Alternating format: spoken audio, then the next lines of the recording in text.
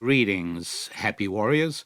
Welcome to each and every one of you to the Rabbi Daniel Lapin Show, where I, your rabbi, reveals how the world really works. Yes, each and every one of you happy warriors, yes, you and you and you, is a welcome part of our community of happy warriors. Happy? Yes. Well, that's because you are someone who has come to understand that happiness is not a reaction. Happiness is a decision. You don't need outside factors to make you happy. You have decided that your default condition for happiness, and this is reasoned, determined, and deliberate decision to be happy. And that is a blessing not only for you, but especially for the people who are fortunate enough to live with you and to work with you. Because to be alongside a person who has made the happy warrior decision to be happy is a huge blessing. And you're also a warrior because you understand that joyful success in life comes from constantly struggling against the natural resistance that in the very nature of the world tends to obstruct and handicap and resist every positive step you make in the direction of improving yourself and improving your life. You know that I call it spiritual gravity, right? It's present everywhere. It's so natural that we begin to just think of it as an ordinary part of the world, which it is. And just as gravity tends to pull everything downwards, so it is that this force against happiness and against success tends to pull you downwards. You try to get airborne, and it tries to keep you earthbound. In every effort you make to improve any one or all of your 5 F's, every effort you make to improve your family life, your friends, your life of friendships, your social life, your faith life, your finance life, and particularly your fitness life. I mean, everybody knows that the force of resistance springs up to make it really hard when you try and become fitter, healthier, stronger. And so whatever you do, in every effort you make to improve any of your 5 F's, this force, spiritual gravity, throws up obstacles and temptations. But as a happy warrior, you know that every single victory you win, no matter how small, it brings other victories in its wake. And so that's why we are not just warriors, and we're not just happy-go-luckiers, but we are happy warriors. And one of the things that happy warriors realize is that our whole ability to progress, our success and our happiness and our achievements and our accomplishments depend upon our ability to impose our own limits on our own freedom. In other words, self-restraint. In other words, self-discipline. In other words, the ability to make a plan and stick to it. An ability to make sure that things are scheduled and calendared and deadlined and to stick to it. That's right. Being able to step off that slippery slide, that seductive ride of freedom, and imposing upon ourselves restraints, restrictions, and regulation. That is the direction in which happiness and success lie. Because so many people confuse freedom with license. Licentiousness means doing whatever your feelings drag you towards doing. And if you look around you in society, whether you live in Europe or Asia or Africa or North America or Australia, and we've got listeners in all those places, you will find people who believe that freedom and licentiousness are exactly the same thing.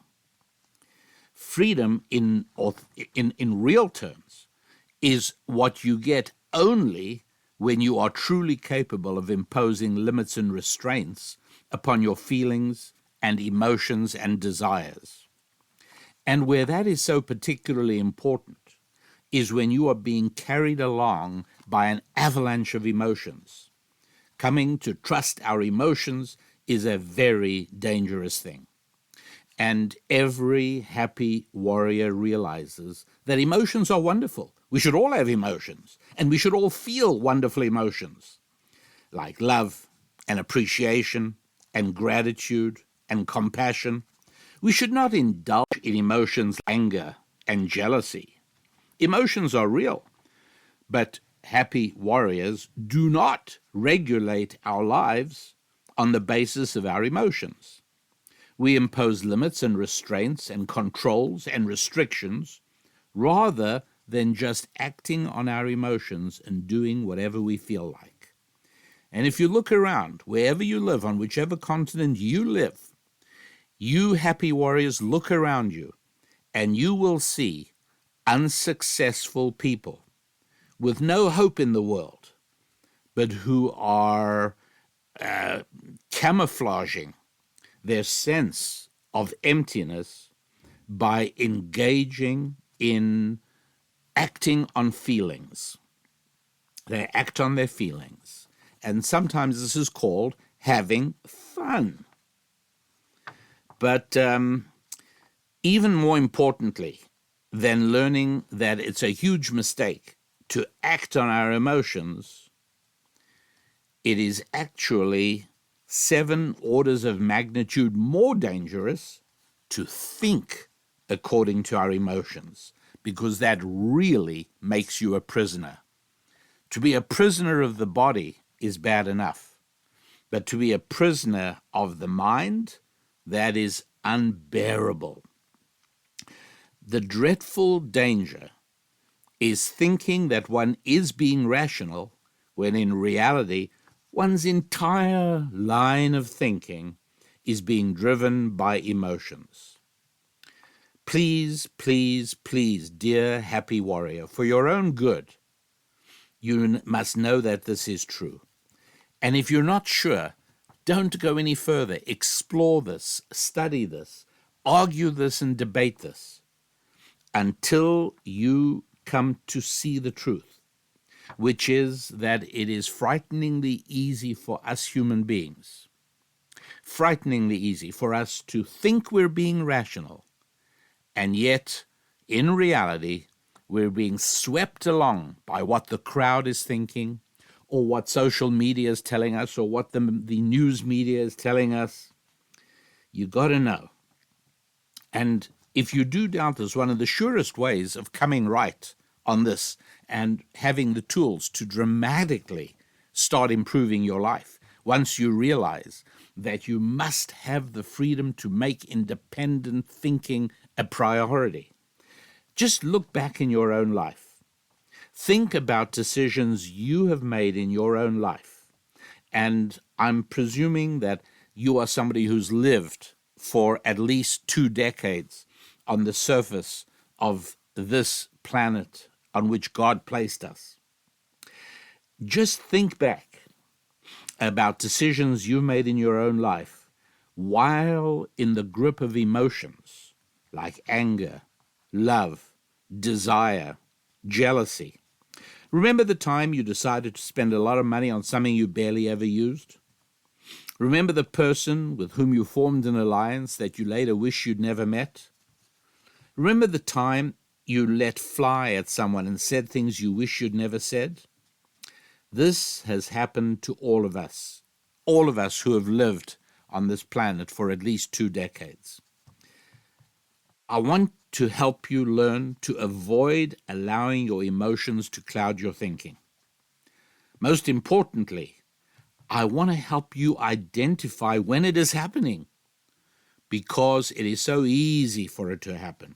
It's so easy for the emotions of your heart to overwhelm the rational thoughts of your brain.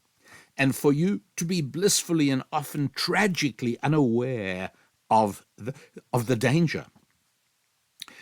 As your rabbi, I see my sacred mission is teaching you how you can best employ the timeless truths of ancient Jewish wisdom to avoid being bamboozled, to make sure you don't get conned, to try and stop yourself getting bilked and duped and deceived, to stop yourself getting gypped and hoodwinked and swindled and ripped off, because all of those things happen when we act and think on our emotions. All of these bad things happen when we make ourselves vulnerable to our emotions. Now, here is one of those permanent principles of ancient Jewish wisdom that is useful to everybody, regardless of your religious background, regardless of maybe you have no religious background. It doesn't matter, because timeless truths are true for everybody. And whether I learn the principles of gravity from my physics textbook or whether I learn them from experience, it doesn't matter. But my life will be less painful if I understand what gravity is and how it works. I will be less likely to assume that I can float around without penalty. And so it is that another timeless truth is that the more powerful something is, the more powerful it can be in both the positive and the negative direction. And so the intensity or power of a force is an objective reality. Let me give you an example. Fire. Fire is one of the primary forms of energy that we encounter. It can heat our homes in winter. It is what drives one of the great miracles of modern transport, the automobile. It is fire within the cylinders that drives the piston downwards, that turns the crank wheel, that turns the drive shaft, that goes to the differential and turns the wheels and makes the car move. Fire is incredibly valuable. Fire is what allows us to melt metals and cast the things we need. Fire is what helps us produce plastic and rubber. Fire is what we use to produce electricity. Whether we burn coal or natural gas, or even if we use nuclear power, we don't actually have flames, but we produce heat. But fire is immensely powerful. So I've just told you all the good things that fire does, but I haven't told you about all the dreadfully destructive and painful things that fire does. A lot of people speak about how the nuclear bombs of Hiroshima and Nagasaki in August of 1945 saved America from having to invade Japan. The reality probably is that America would not have actually invaded Japan. Those atom bombs didn't save American lives, in my view, as much as they saved Japanese lives. Because what was happening at that point, and what was going to now start happening in the summer of 1945, at far greater ferocity, was that over 15,000 bombers, think of what 100 airplanes looks like, and now put 10 of those groups of 10, you got 100, and now put 10 of those. Imagine seeing 1,000 airplanes in the sky, and now multiply that by 15. It's hard to believe the amount of war material that America built between December the 7th, 1941 and August 1945, that America was able to have over 15,000 four-engine bombers dropping napalm and incendiary bombs. In other words, fire on the cities of Japan. The area of Tokyo, by the time of the dropping of the atom bombs, the area of the city of Tokyo was more than 50% incinerated. The deaths and the suffering were horrendous. And so talking about, right, what fire can do, all you got to think about what fire did to the cities of Japan before Hiroshima and Nagasaki. Think of what bombs and fire did to London and to Coventry and several other cities in the United Kingdom during the Luftwaffe's Blitz against the United Kingdom in 1940. Think of the bombing of Dresden in Germany that incinerated an entire city. The fire so intense that people suffocated before they were burned. They suffocated because the fire was just sucking up all the oxygen. You literally could not breathe within the vicinity of the fire. It's hard to even conceive and imagine this kind of intensity. And yet, yeah, all right, you get the idea, right? Fire is wonderful, and fire is also incredibly destructive. What is the equivalent of fire that I'm discussing? Male-female attraction, my friends. And this is something that happy warriors fully understand and fully appreciate the intensity of. It is the equivalent of fire. As a matter of fact, interestingly enough, the Hebrew word for a man and a woman, the way it sounds for those of you who want to hear it, is ish is a man, isha is a woman. The word for fire is aish. Can you hear the similarity? Fire, man, woman. Aish, ish, isha. All that's changing is the vowel. But this is one of those permanent principles that emerges from the miracles of the Lord's language, of the Hebrew language. That's exactly right. It is a fiery force. And on the one hand, it is the primary bonding agent in society. As I've explained when I teach about the F of family, somebody recently was in contact with me, and I asked him how things are going with his 5 Fs, and he went through them. He said, on the faith front, reasonably well. Fitness, I need to work out a little bit more. And he went through everything, and he said, family, everything great. I've got a great relationship with my parents and my siblings, and I am close with my 2 daughters. And then he went on. So I went back to him and I said, I know obviously that you're divorced, and I know you've been divorced for many years, and I think all of that is wonderful. But you have to know, when I speak about the F of family, obviously included in that is sexual relationships. And so my question is there a woman in your life? And there was a little bit of a delay before I got an answer. And he said, I see what you mean, and I have to do something about that. Yes, of course you do, because the basic structure of society is something we call the family. And family is the result of male-female sexuality. As I often like to say, the only reason that you have terrific cousins and eccentric uncles and delightful aunts, the only reason is because many, many years ago, grandpa and grandma found joy in one another's arms. That's why it is. And so we've got to recognize the power of sex, the power of male-female relationships. It's responsible for the major unifying power in a human society, but it is also the same power that can explode society and destroy society. When a society gets sexual relationships right, and that means not acting on feelings, that means really understanding that sex should never be the result of just a feeling.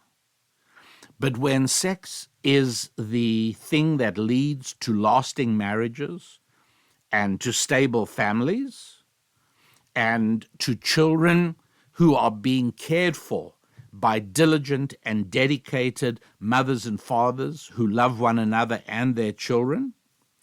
And above all, the transmission from parent to child, from generation to generation, of the values, the entire value system of the family, which should be the value system of the society of which they are a part. When all of that happens, you've got a society that functions. It functions economically, militarily, socially. It functions in every way.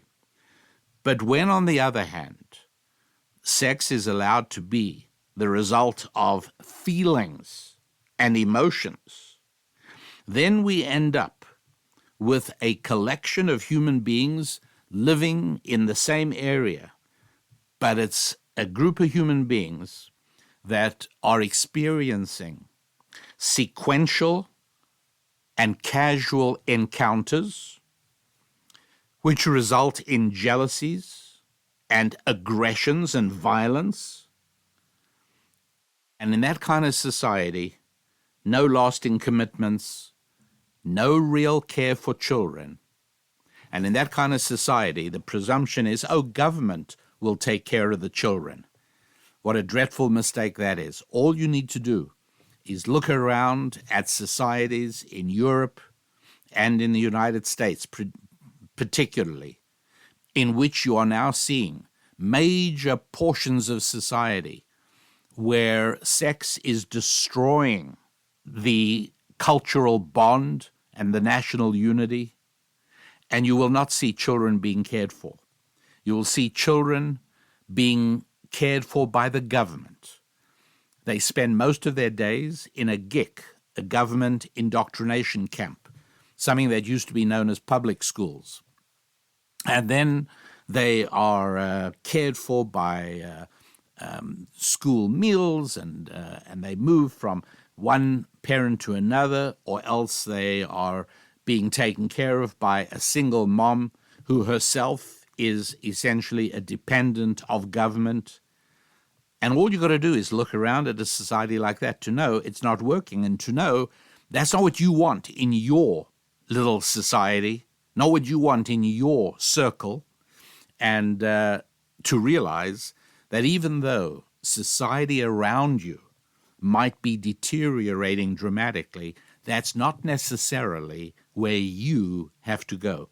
It is possible to use your 5 Fs to build up not just a family, but even a society, a subgroup within your society that's under friendship, your social connections, where you bond and connect with people who share the same set of values that you do, and that makes a huge difference. Now, one of the things that people often say to me is, well, what's the difference? Fine, there are different ways of organizing society. You live in medieval times, and so you, Rabbi Lapin, think that the only way to do it is by having a man and a woman married to one another, and who then bring children into the world and remain dedicated to one another and to the children they are raising and educating. As I explained last week, the words be fruitful and multiply in the beginning of the book of Genesis don't actually mean be fruitful and multiply. I've spoken about that. And some of you are going to want a deeper understanding of all of this than I am going to be able to go into today. I'm going to tell you a lot in today's show, but those of you who may want a clearer and may want to invest in gaining a far more comprehensive understanding of the nature of family building and maintenance, what you're going to want is to go to my website at rabbidaniellapin.com, and then in the search bar, just type in the word madam, M-A-D-A-M.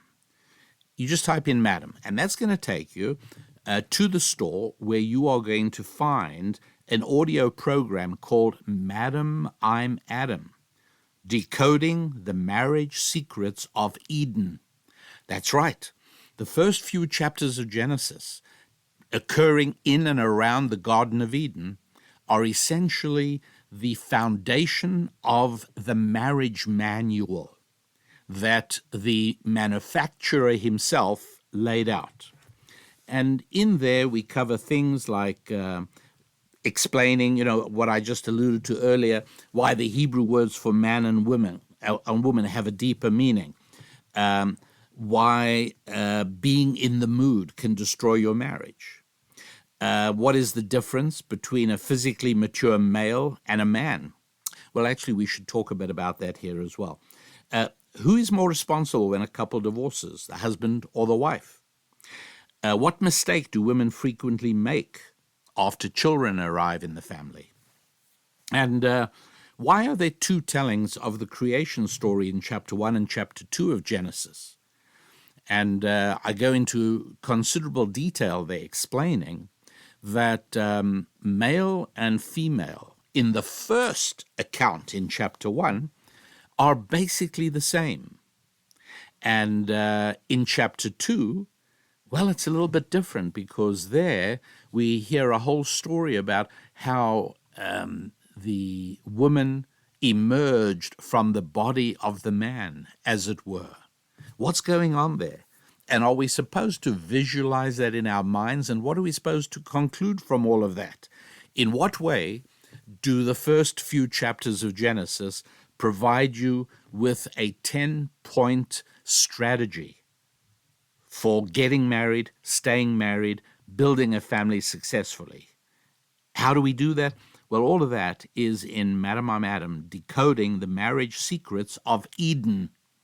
And by the way, Madam, I'm Adam, well, that's a palindrome, right? You can read it both ways, Madam, I'm Adam, and if you read it backwards, it still reads Madam, I'm Adam.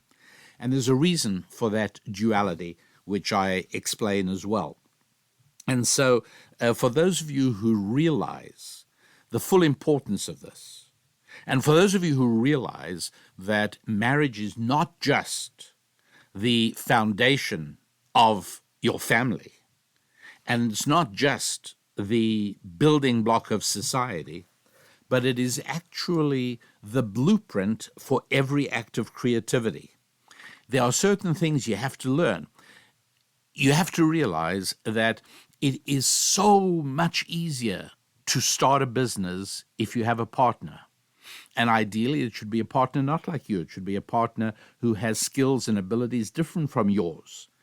If you are a technical person, then maybe what you need is somebody who loves reading financial statements and loves talking to customers, and you get together. But what you need to know are the basic rules of marriage apply there as well. In other words, a man marries a woman. Man doesn't marry another man. A woman doesn't marry another. Yeah, I know. Don't depress me. But I'm talking about the way the world really works. Don't forget. Not what people do, but the way the world really works. And it is male-female marriage that is an extremely useful model, a very, very effective blueprint to keep in mind when you are building a business partnership with somebody together with whom you hope to prosper mightily. And so all of that is also very much a part of understanding Madam, I'm Adam, Decoding the Marriage Secrets of Eden. And so, so what happens? It's just another way of doing things, right? People, women form temporary, short-term liaisons, and they have children. And so you have a bunch of single mothers. So what's so terrible? This is just another definition of family. That is what the New York Times foisted on America, and their equivalent in Europe and other parts of the world, roundabout starting in the 60s and on into the 70s, this idea that we have escaped the tyranny of an old-fashioned idea of marriage, a man and a woman married to one another and then having children. We've gotten rid of that. And a woman who has 4 children from 4 separate men, and she's got a fifth man living with her now as her boyfriend. Hey, this is just another family. And sure enough, that is exactly what the New York Times and later on the American government actually moved towards doing. And that is why on official papers today, the word spouse has been replaced with partner, because it doesn't matter anymore. The special status of a husband and a wife has been replaced by partner. Well, part of the important thing is to understand that when children are brought into the world with no present father around, as a horrifyingly large number of children are being born. And again, I'm going to talk mainly about the United States and the United Kingdom, just because I know them best, but I am assured that it is happening elsewhere around the world as well. When large proportions of children, a large proportion of the children being born, are being brought into the world without a known father and who probably will never know their father, ask yourself, what will happen in 18 years' time when those children reach adulthood? What will society be? What will it look like? Well, since this has been going on for a while, it's actually not that hard to see. And so as we accepted the idea that more and more different arrangements constitute family, obviously more and more children are now being born, as I said, not knowing their fathers. And what is more, government in both the United Kingdom and the United States arranged welfare support in such a way that it is actually advantageous financially for young women to have children without being married. This is a calamity. And because it's been going on long enough, you only have to look and see. You see, it hasn't hit the whole of America because there still is a substantial percentage of American citizens who adhere to the values of family. But there is an increasing number of Americans that have long abandoned that. And so all you've got to do is look at that demographic of Americans to see how things work when a large number of children are born not knowing their fathers. And as we move in the direction of children born into traditional families becoming the minority, what will life be like for those children? Think of adultery. Okay, so this used to be frowned upon. The number of people who betrayed their marriage was very small. If you think back a generation or two or three, right? Talk about the generation that fought World War II. Adultery was hardly known. How did the military behave towards people who had affairs, extramarital affairs?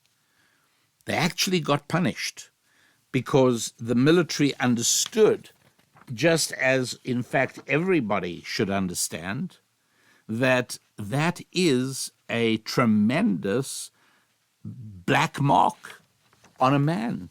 It's a real question mark. Can you trust somebody whose wife cannot trust him? It's a real valid question, isn't it? But today, it's taken for granted. I've actually become aware of situations where people show up at parties with a woman other than their wife. They're married, but they arrive with somebody else, and everyone understands. Everyone takes for granted that, this is his girlfriend, his wife. Well, they're not actually so much together anymore these days, and people talk this way. So we've got to be able to see that what we're doing is we're handling fire in a very, very dangerous way.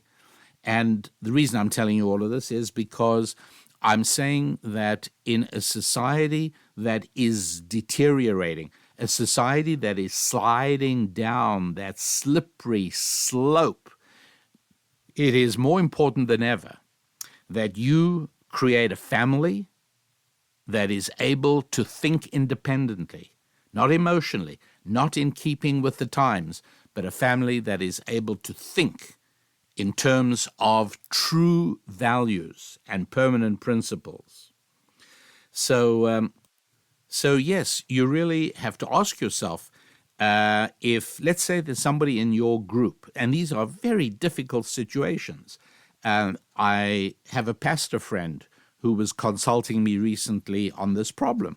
He's got somebody in his church, and it's a very vibrant, positive, wonderful church community, but things happen, as you well know, and he is grappling with the problem of a guy who is committing adultery, and the wife doesn't know yet.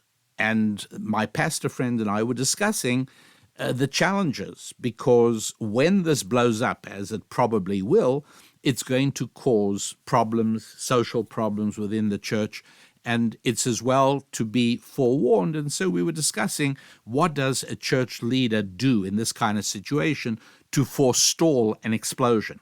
Because, as I said, the conventional structure of a traditional family is using the fire of sexuality to build and to create and to bond in incredibly productive and loving ways.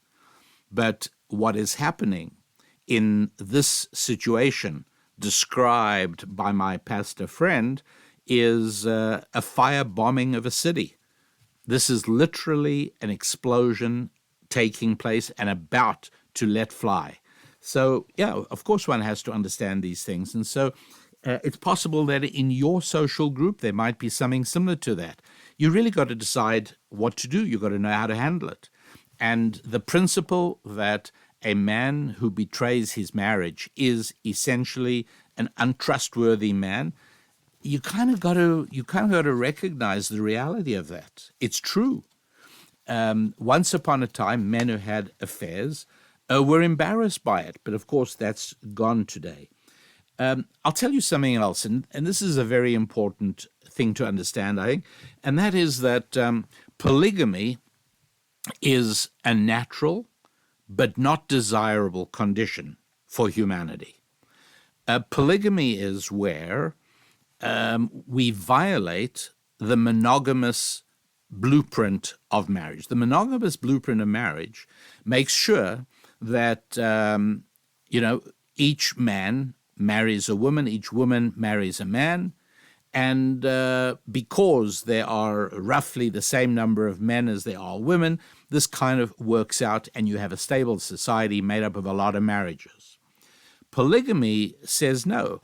Polygamy recognizes that in order to be attached to a wealthier man, a woman might be willing to be one of several wives. How do I know this? Well, it's obvious. You just look around. There are many women who share a man with his other girlfriends. There are situations like that. And these women are perfectly happy to have a part of a man's attention because they think he's a high-value man than to have the exclusive attention of somebody else. And so polygamy just institutionalizes that. So polygamy allows, number one, man to be married to 10 women. Women, let's call them 1 through 10. And then man number 2 looks for woman number 11. But he may take woman number 11, 12, 13, and 14. So man number 3 has to look for women number 15. And so you can see the problem as it develops. A monogamous model of marriage works a little bit differently, and it makes for a stable society. But what I want you to know is that polygamy is not dead. The only difference is that we today consider it to be more socially acceptable for it to be serial polygamy instead of parallel polygamy. Parallel polygamy is when a man marries 2 wives or 3 wives or 5 wives. And there he is. He's married to 5 wives. And each woman accepts the situation, and so it goes. And it kind of works. There are parts of the world where it works reasonably well. I think when I gave a speech in the city of Doha, in the country of Qatar, on the Arabian Gulf. And after my speech, a gentleman in a flowing white Arab robe, which I really like, by the way, they are very forgiving of minor flaws in the male figure, if you know what I mean. These white Arab robes, I really am thinking of trying to get one. But this gentleman came to me in a white Arab robe. He said, my wives enjoyed your speech and would like to meet you. I thought I misheard. I thought he said my wife, but I clearly heard wives.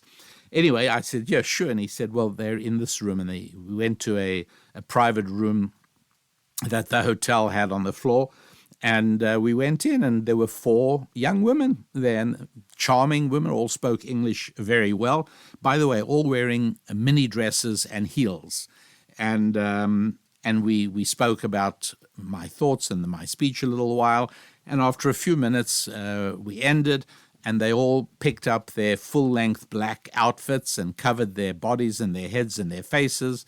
And they demurely walked behind their husband, and they left, and I returned back to the conference.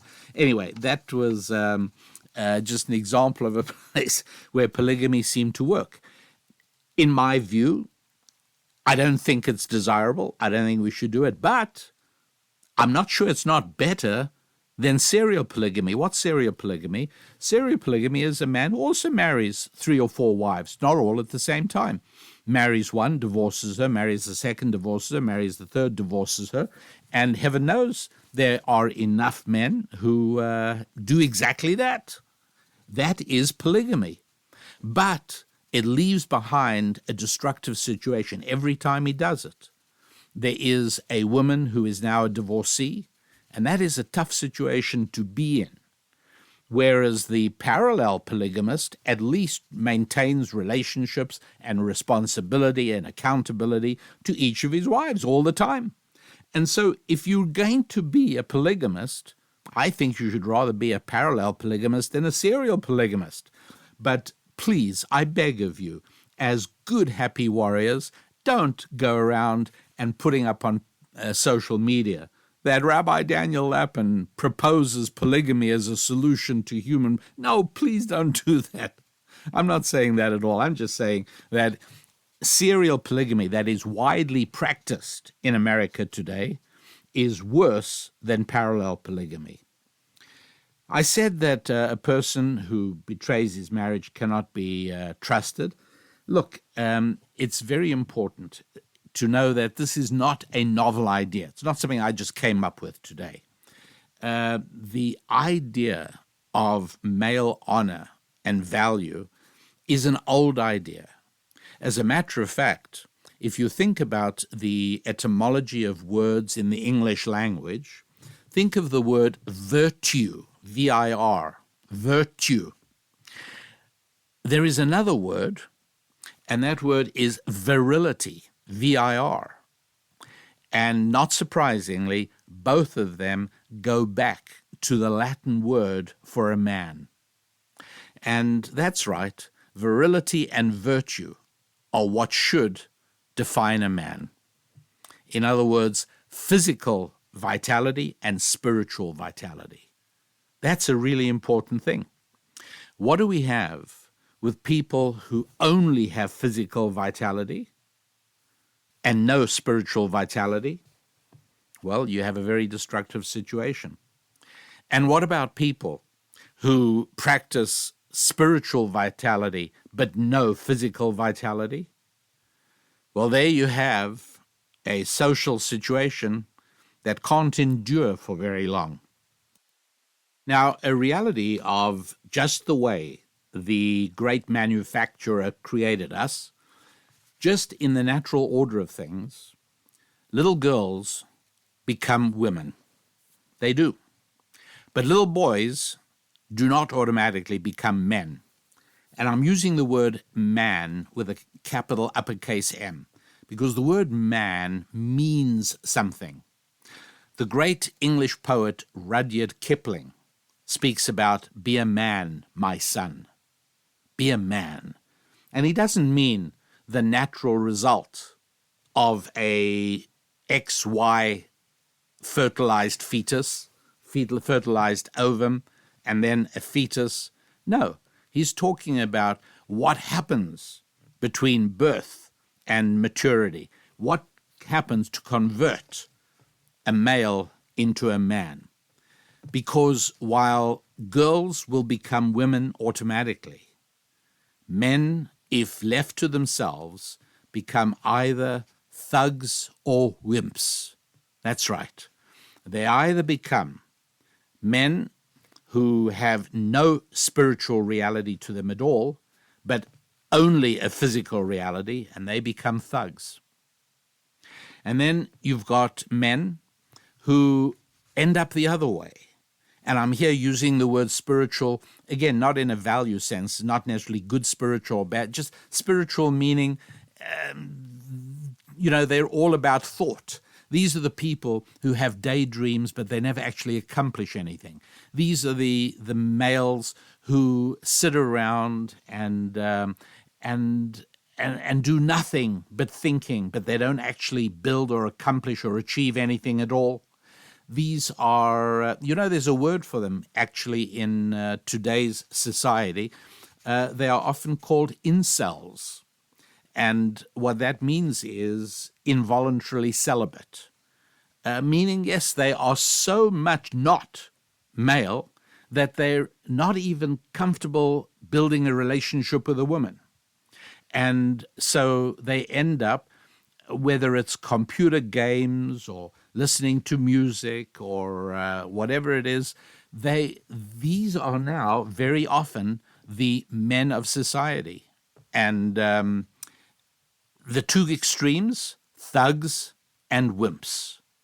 Men with no system of values and no spiritual reality, they become thugs. Men with no qualities of manliness can easily devolve into wimps. And no society can endure whose men are either thugs or wimps. And what is a man? Well, a man is somebody who has the qualities of manliness, meaning there is virtue there. It means there's a spiritual reality bound to the timeless values that are life-affirming and eternal. But at the same time is a man who is capable of being a man who recognizes the fact that he needs to look after a woman. He needs a woman in his life whom he will be able to cherish and look after. But she's got to be the right sort of woman, because women have become dreadfully damaged as well. Here is an interesting question, by the way. This is a question that you should ask young guys. If you know in your life guys, in their upper teens, guys from 13 onwards, I'd like you to try this experiment of saying to them, when were you taught what it means to be a man, and by whom? It's a really interesting question, because what a lot of people have discovered, and I don't know if your experience will be different. If your experience is different, it probably means that you are already part of a wonderfully strong and valuable community. But what a lot of people tell me is that when they ask guys, hey, were you ever taught what it means to be a man? And if so, by whom? And when did this happen? And if the people you ask end up speechless and almost embarrassed, well, that'll tell you a great deal as well, won't it? Thugs can best be identified by their behavior in public. They're noisy, they're violent, easily violent. Their comportment and even their posture reveals utter contempt for society around them. Now, once upon a time, the process of beginning to turn a boy into a man was teaching him how to speak to an adult. And you used to say to your boy, hey, when you speak to an adult, this is what you should do. And you can still travel in some of the better parts of the United States of America If you speak to a young boy, he'll stand up, he won't talk to you while he's sitting, and he'll address you as sir or ma'am. Yes, there are still people in the United States of America and elsewhere around the world doing a wonderfully competent job at turning their boys into men. Another way you can tell the thug is the way he treats women. Again, you raise a boy to treat a woman respectfully, that in female company their behavior is different. They don't talk the same way as they would when no women are around. And it's first around their mothers and sisters, and then it's around other girls, and they're taught to open the door for the woman and to pull out chairs and to stand up when a woman enters a room and to offer their seat to a woman if there are no other chairs, etc., etc. The language, they don't use vulgar language in the presence of women. That's how it be. That's how it was. But thugs can best be identified by the way they treat women. Gosh, I don't have to give you examples. You just have to walk outside in any major city to see how thugs treat women. Women don't like to be yelled at by men. Women do not want to have to walk past a group of leering young guys, to hear them making rude comments and vulgar innuendos. But that's normal today. That's how the thug behaves. And the wimp is the other extreme, right? It doesn't have anything to do with physical appearance or size. It's a spiritual thing. It's an internal thing. Wimps are short of a manly spirit. But still, what is the manly spirit? I'll explain. If you don't know, you probably know already. But there is a part of manliness which contains ambition, enterprise, the willingness to confront, even anger, but the ability to control it. Manliness means that a man wants possessions and acquisition. He desires to own things. And yes, I think in spite of the fact that we are told that today many young men don't want to get their driver's license, they're not interested in driving, I would suggest that, not true for everybody, but that might suggest on a larger scale a diminishing of manliness and a move towards wimpishness, because owning things is a legitimate manly ambition. When the notoriously narcissistic World Economic Forum that meets indulgently in the Swiss ski resort of Davos every year, they repeatedly issue statements about how we must move to a non-owning society where you will rent everything you want. And yes, I've certainly made use of Uber and other rideshare services. And yes, I've made use of the fact that I rent my software instead of owning it. I realize that these things are happening. But at the same time, I also realize that a part of manliness is to actually own things in the world, and even, yes, to own your wife. Now, I don't mean that in a derogatory sense, and I don't mean that in the sense that your wife is your chattel or your belonging or you actually own her. I'm talking about it in the deepest sense of realistic understanding of the relationship. The meaning of why in the Western world a wife usually takes her husband's name.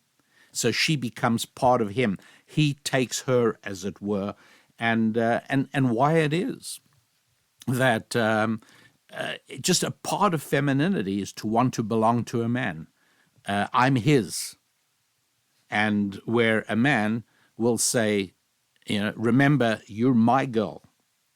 Okay, that's it. It may be language, but it's reflective of a deep emotional reality. And so owning things is part of a manliness. Part of a thug is destroying things. Absolutely. No owning, destroying, stealing things and then destroying things is thuggishness. And for wimps, it's not owning things at all. For a man, it's a deep commitment to defend not only himself and his family and his possessions, but also his honor and his country, to defend truth and goodness and justice.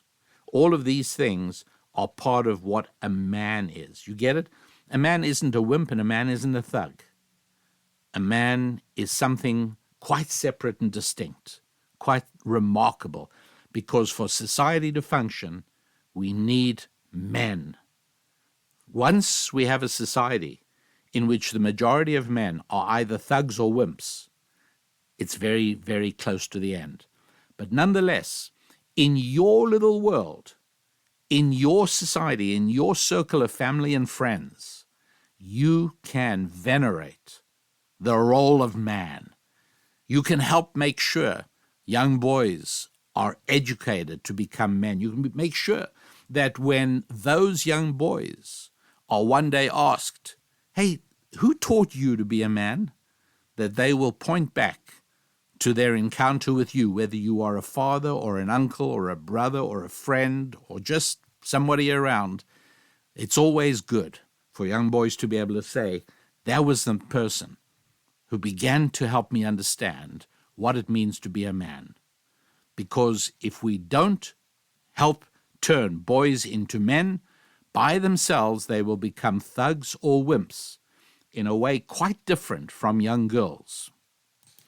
And whether we are talking about raising our sons or whether we're talking about raising ourselves, perhaps you're a happy warrior listening who's an 18-year-old male, and you are thinking to yourself, yes, I have to grow into a man.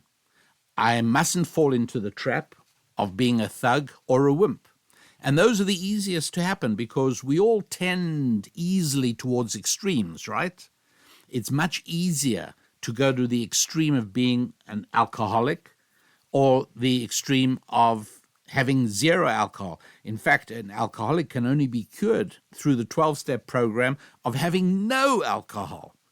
And if people have a sex addiction, that's much easier than being in the middle. Having a sex addiction and indulging it is one thing, and also being a celibate and an ascetic is easier, because the truth and the reality about sex is the more you have, the more you want. The less you have, the less you want. Right? It's an important reality. It's very different from the food desire, the food appetite, where the hungrier you are, the less you have, the more you want. The more you have, if you eat and stuff yourself, the last thing you want is any more food. Sex doesn't work that way. The less you have, the less you want. The more you have, the more you want. And so it's actually easier to be celibate than to have a controlled, regulated sex life. And it's easier to be concupiscently indulgent than to have a structured life. I get that. But that is what being a man is all about. Now, whether we're talking about educating young boys to become men, or whether we're talking about ourselves, in the case of ourselves, here is a very good step in the progress towards becoming a man, and that is develop manners. Now, manners today get a bad rap. Again, like anything having to do with civilization, gets a bad rap in today's culture. But manners are really important. Let me tell you what manners do, okay? Good manners are an outward and visible sign to everyone around you that inside of yourself you are disciplined, you're unselfish, you are willing to put others first, you are demonstrating self-restraint, and all of these things are the essence of social living effectively with other people. This is the basis of civilization.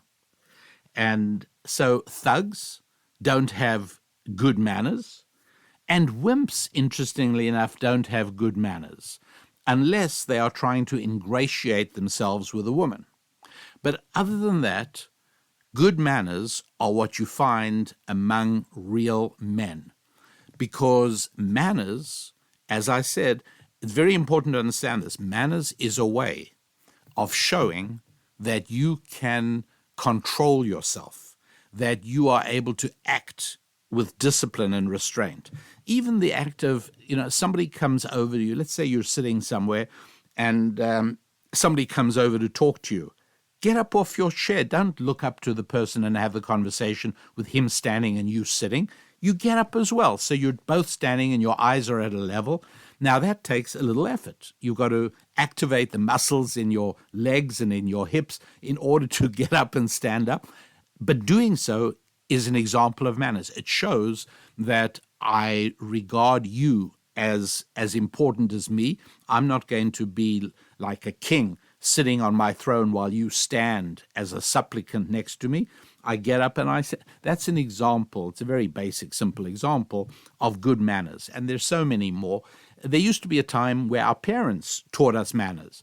But I think you can safely assume now that the majority of people you're going to run into in your daily life, socially and business-wise, probably were never raised with manners.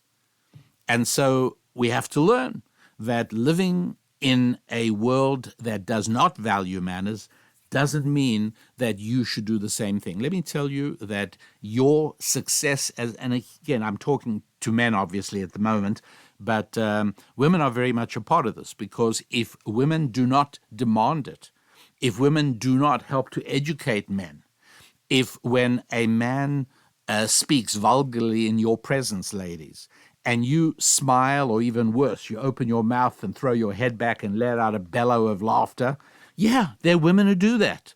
You are displaying a destructive characteristic, because you are minimizing the likelihood of that man developing manners. There is it might be seen as unfriendly, but there is an appropriate way for a woman to behave in the presence of a man who's not behaving like a man. And yes, will it make you, oh, she's very prudish? Fine. There's worse things than being called prudish.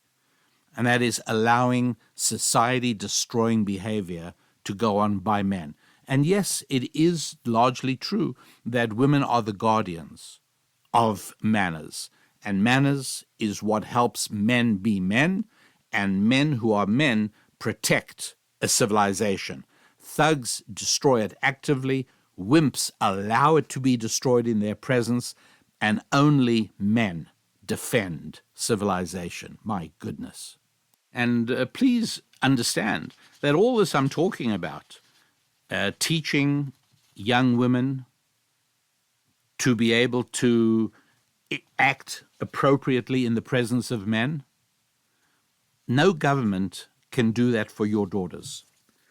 No government schooling will do that for your daughters. To train your boys to become men, not thugs or wimps, no government institution can do that. As a matter of fact, what government indoctrination camps, previously known as public schools, will do to your son is to guarantee that he will move in the direction of being a thug or a wimp. These things are formed during the schooling. And by the time a boy reaches 12th grade, whether he is a thug or a wimp has been established. It's one or the other. But the one thing we know he's not going to come out of is as a man. That is a reality. The exceptions are few and far between. When a modern feminist woman believes that the ultimate expression of her new modern femininity is to scream like a banshee and to constantly use the F word, well, you got a pretty good idea of what the men around that woman are going to be like. Social disintegration comes with the breakup of manners on the part of both men and women. I cannot stress importantly enough, the close relationship between manliness and manners. Again, I ask you to think back, not that long, a couple of generations back. Go back to the generation of men who fought World War II. Right? Government was not providing for people what government provides today. Back then, just a few generations ago, family provided it all. And back then, there was very little violence in the street, very little crime, very little homelessness, vagrancy, not much in the way of drugs, no horrible behavior in public. You basically didn't have the wimps and the thugs, because I'll tell you one thing, wimps and thugs could not have won World War II, couldn't have done it. It took men. And now secular fundamentalism, secular socialism has not stopped for the last few decades. It has not stopped mocking the system of family values and the system of rules and restraints and decencies. And between liberalism in entertainment and in Hollywood and in the media and even in politics, the message has come down that the system of family values must be destroyed and that we must celebrate and champion the abnormal, the psychopathic, the deviant. And we must treat with mockery the decent, the honorable, and the law-abiding. That is the reality of where we now are. A practical tool for your family in terms of generating a sense of family closeness and a sense of manliness and womanliness, in other words, making sure that your sons and your daughters do grow up correctly in the terms of we've been describing and discussing. A strong family culture, two important things. Here are two strategies. Write them down, engrave them in stone. Write them on your bathroom mirror in lipstick so you see them all the time. Number one, at least one family meal every week. Inviolable. Nothing can interfere with it. Everybody is there. No television, no screens, no phones at this meal. This is a family meal where father takes the responsibility of running the table, discussion, involvement, participation, where the spiritual values are nurtured while the body is being nourished. That's what a family meal is. And what do you talk about at the family meal? One of the things you talk about is family history. And I can't tell you how strongly this correlates with good performance of children in school and almost on every single indicator. When children feel an intergenerational connection, it means a connection not only with mother and father, but with grandparents, even if they're not around, and tell the stories repeatedly and come up with details. Maybe your family came from another country where they lived in luxury and splendor, and then they came to the country they now live in as immigrants, and they had to start at the bottom, cleaning bathrooms. Maybe that's your family story. Speak about it. Let your children know what their grandparents went through. Or maybe it's the other way around. Maybe your children's grandparents came from horribly impoverished and straitened circumstances, and they arrived in the country in which they now live, and they do it. Talk about the struggles. Talk about what happened. Make sure your children feel a connection to the family narrative. Best of all, it's both ways. Talk about the family's ups and downs. Talk about, what it was like when you first married your spouse and started your family, how things were different, positive and negative. These things should become part of the family's culture.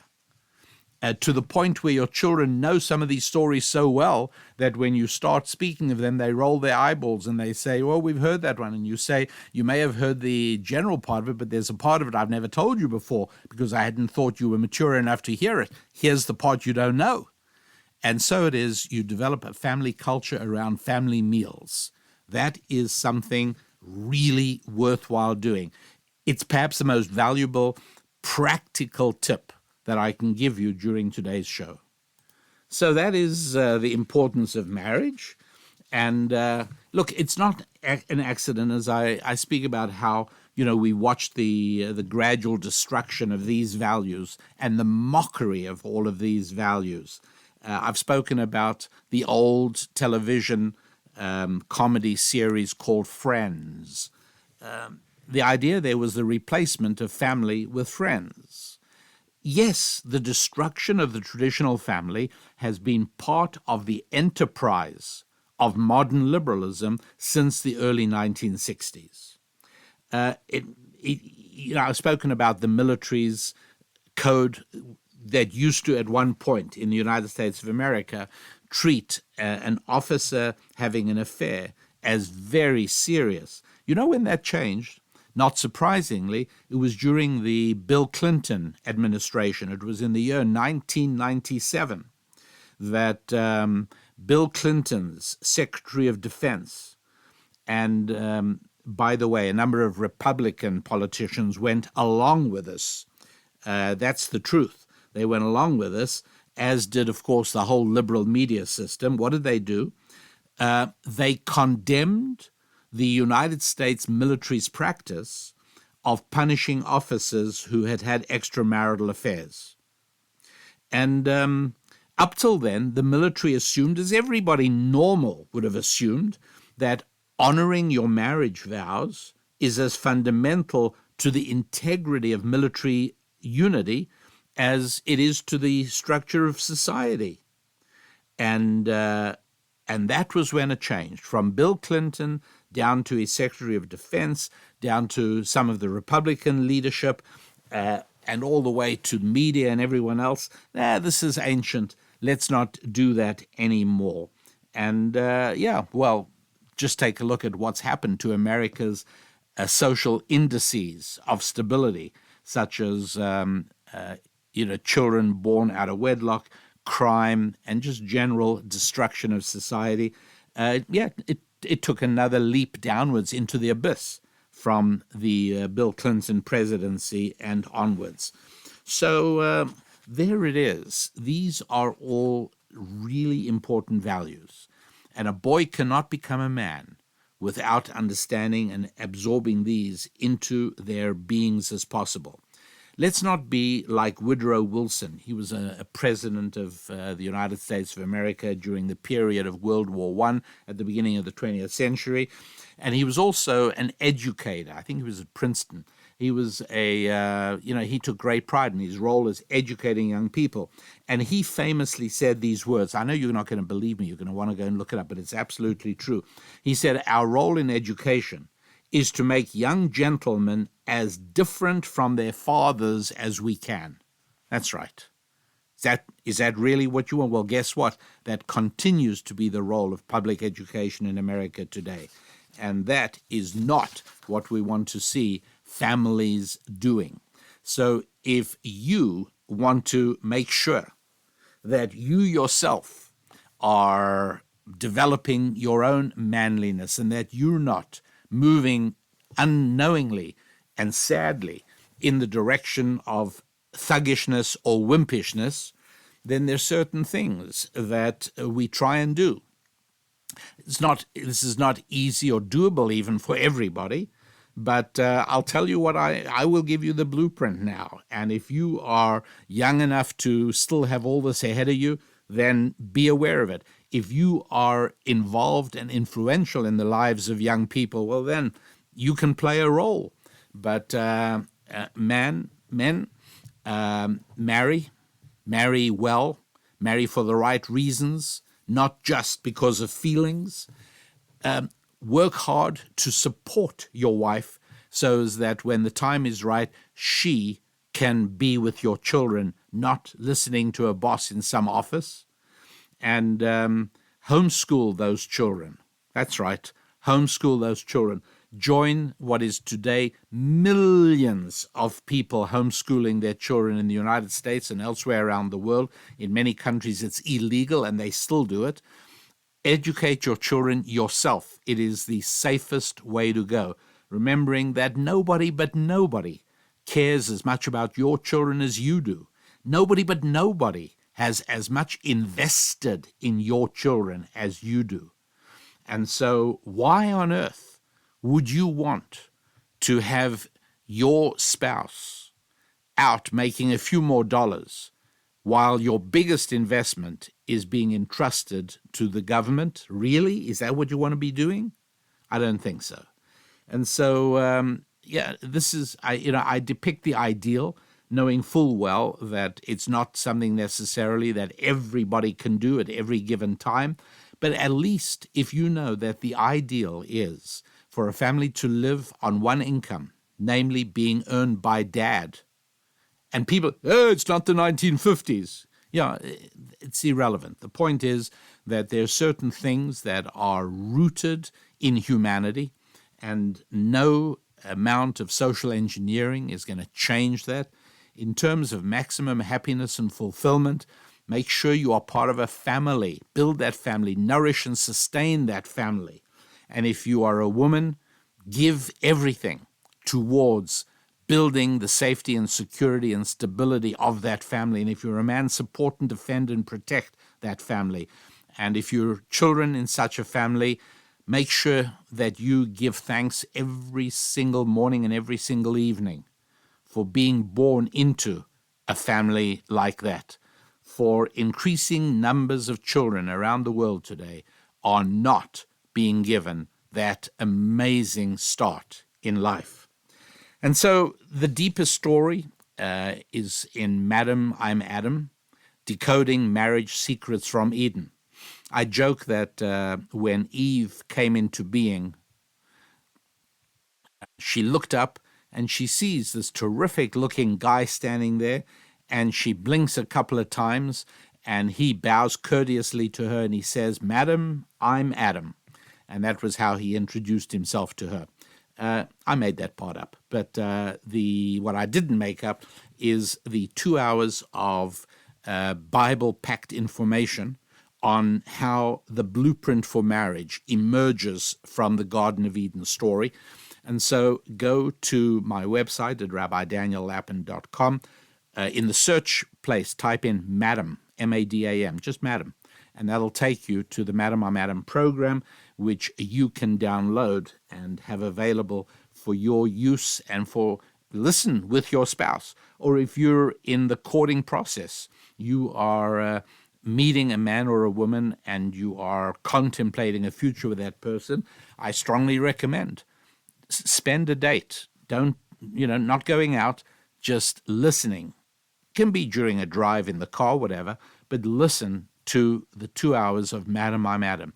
It will you'll have to stop it many times in order to converse, discuss, debate maybe, but all of this will be very helpful in trying to determine whether you are in the company of the right one.